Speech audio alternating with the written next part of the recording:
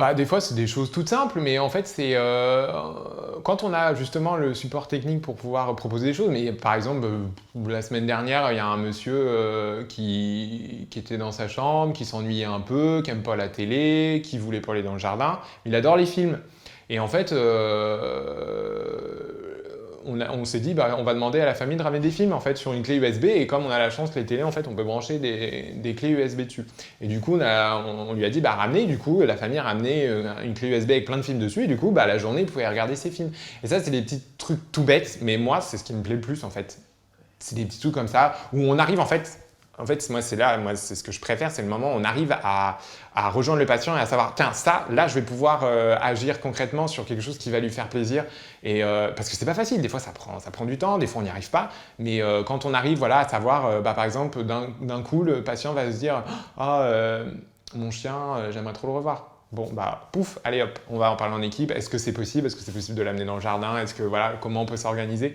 La créativité, elle est là, quoi. Puis, bah, de pouvoir proposer, voilà, des patients qui vont bénéficier de l'art-thérapie, de la psychomotricité. Enfin, voilà, on a quand même un sacré panel. On a des choses toutes bêtes, mais l'installation du patient. Le fait d'avoir plein de coussins ici, moi, je le vois bien parce que dans les hôpitaux où je vais, par exemple, il y a un oreiller par chambre et puis c'est tout. Ici, on a quand même la chance de pouvoir installer les patients, de les mettre sur le côté, de mettre des grands coussins derrière, entre les jambes, entre les bras. Voilà. Moi, le patient, quand il est tout confort dans son lit, ça, c'est, quand on est soignant, c'est voilà, on se dit là, on est content quand même d'avoir pu amener ça. Et c'est vrai qu'on a un support technique qui est quand même intéressant, donc on s'en sert. Et puis la créativité, c'est oui, de sortir un peu de ce qu'on a l'habitude de faire en fait. J'ai envie de dire, en fait, ici, on n'a pas l'excuse. On n'a pas d'excuse pour ne rien essayer, en fait. On peut pas dire, j'ai pas le temps. En fait, moi, c'est ça aussi au début, ça a été dur parce que, en fait, quand vous rentrez dans une chambre et vous voyez quelqu'un pleurer, bah, vous n'avez pas l'excuse de j'ai plein de soins, parce que des fois, c'est facile aussi de se retrancher.